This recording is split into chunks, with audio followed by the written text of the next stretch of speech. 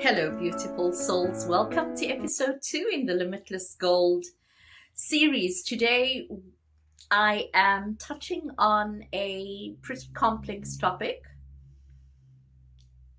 that has affected all of us at various junctures of our lives. It might even still be affecting us up to this very moment or in this very moment, and that is the topic of forgiveness and release. Why do we resist forgiveness in the way that we do? And wrapping my head around this for this moment was, you know what? This is so rooted in one of the most decontextualized and misconstrued biblical verses, and that is the one that says, "Do not resist an evil person. If anyone slaps you on the right cheek, turn to them the other cheek also." Whew! This one was exhausted in such a way that our understanding of forgiveness was then linked to forgiveness is passive permissibility. Forgiveness is giving others the permission to repeat and recycle behaviors, however harmful those behaviors are, usually within the context of a power dynamic, whether it was within the church, within the education system, within the family. You usually needed to forgive the supposed more powerful person. Forgiveness, there's nothing passive about it.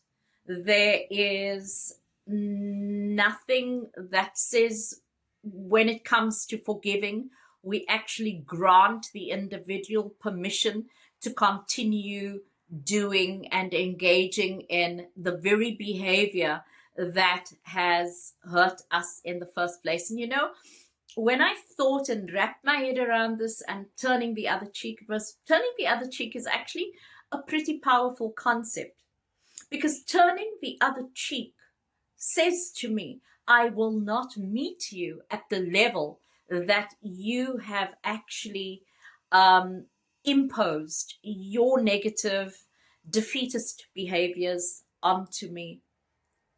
I will deflect from that. I am not going to entertain it. And that, I guess, is why an eye for an eye certainly is not as powerful as we make it out to be.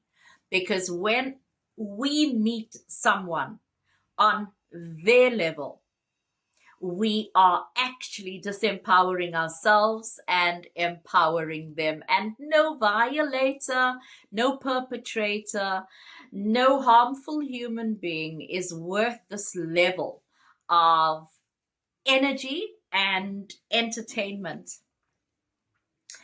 And so that passive permissibility, the recycling of behaviors, however toxic it was, we were expected to entertain it because very often it was erroneously used against the backdrop of the unconditional love of God. And so we got to understand and equate unconditional love to forgiveness without accountability and without understanding consequences.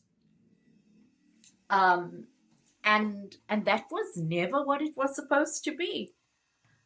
So we also struggle with forgiveness because we believe that when we are forgiving another, especially ones who have harmed us, atrociously so, that we are excusing the behavior, that we are doing them a favor, that our justified anger and our justified emotions becomes unjustified when we actually let go. And that definitely is so not the case. we believe erroneously that when we forgive or when we don't forgive, we are actually hurting them in the same way they hurt us. But the bottom line is whatever we give to others, we give to ourselves. So if I am not giving you forgiveness, I certainly am not forgiving myself. If I am judging you, it is because I'm judging me, because we can only give and share who we are and what we have. And one of the sages, I think it was Mahatma Buddha, he did this very powerful analogy, and he said holding on to anger and unforgiveness is pretty much like holding on to burning coals, and the longer you hold on to it, the more you will be burnt. And this is actually a direct consequence of unprocessed anger and a lack of forgiveness, that it eventually becomes self-destructive. It eventually becomes self-sabotaging. It took me 23 years to forgive the person who brutally raped me. And it was not like I woke up on this particular morning saying, today I am going to forgive the person who sexually brutalized me. I was called to be part of a prison project, said yes without thinking it through, multidisciplinary team. We would be working with rapists. And then I realized I said yes because I needed to prove to myself I was healed. I needed to prove to myself that I no longer feared. Went to God, couldn't share it with anybody because no one knew I said yes, and I knew they would talk me out of it, my loved ones especially. And so I went to God, and God said to me, write a poem called The Rape. I wrote that poem. I needed to dig up the memories that was so buried in what I termed the graveyard of my soul. Needed to dig it up. I wrote the poem with the sensory acuity as if it had happened the other day. As I reread and read through this poem, I became an observer in my own story. When I became an observer in my own story, I was able to contextualize this person's behavior. And because I contextualized his behavior, I was able to depersonalize the experience. And it went something like this.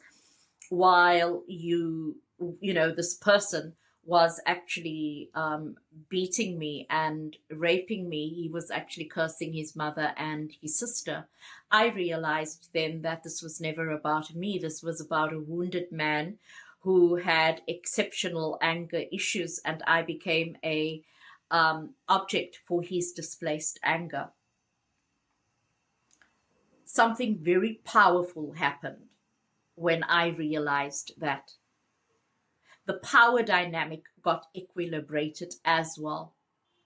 That whatever power this person had held, not just in the space that he had raped me, but in my fear, in the memories, in all of it, that was diminished in that moment. You see, I considered this person as the rapist. I considered him as a demon. And in that moment, I realized you actually were not a demon. You were a fellow human being who had hopelessly faltered. The demon became human. And that equilibrated the dynamic of rapist to victim. That was my moment of true reclamation of my power. And I actually wrote, to judge another is to deny them the thought that they have made a mistake. Some of us have been on the receiving end of others' faltering mistakes. Some of us have been the mistake. I certainly have been both. And why have I been both? I've been both because I'm human, just like you.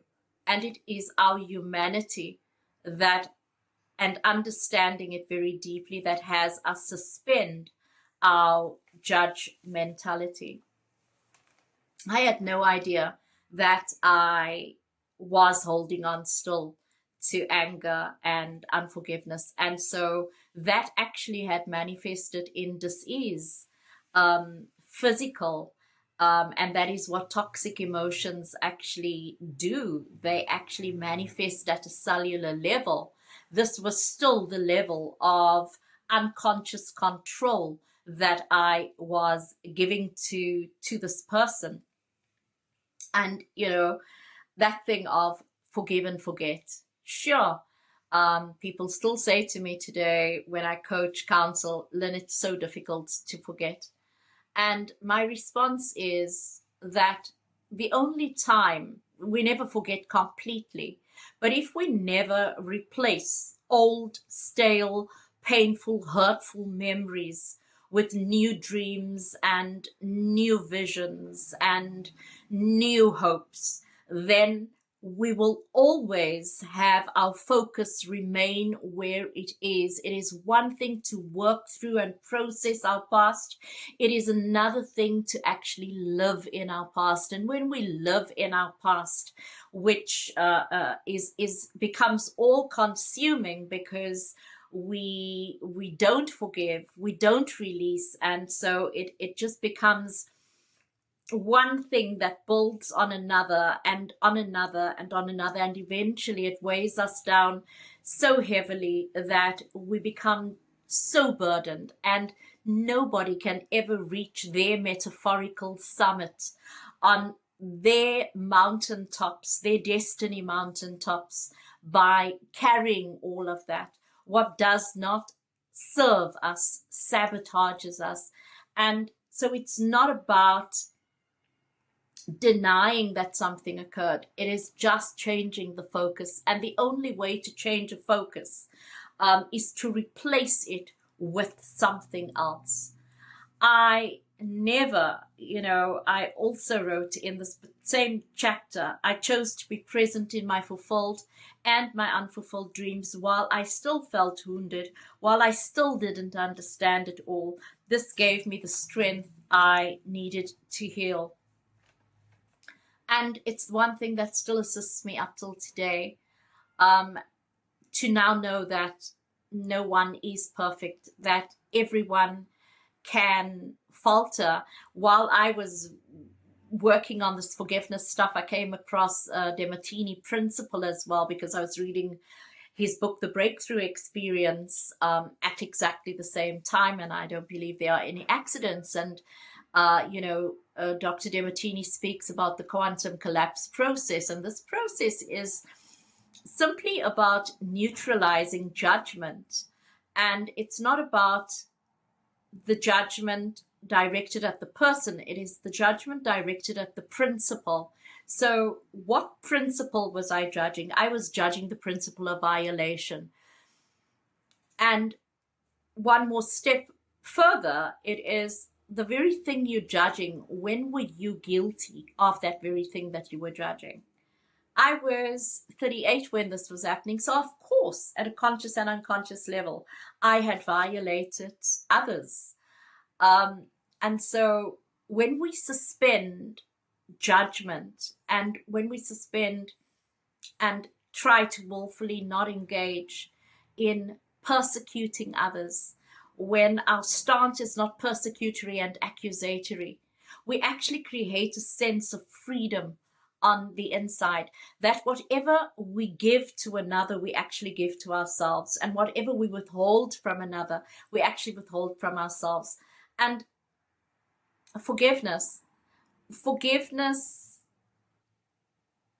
unlocks and creates a space on the inside for us to go deeper and for us to go higher.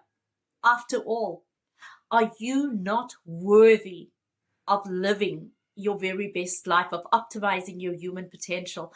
Are you not worthy of giving your soul its wings, its rightful wings? And so, until next time, all my love and light, stay blessed, pay it forward. Bye then.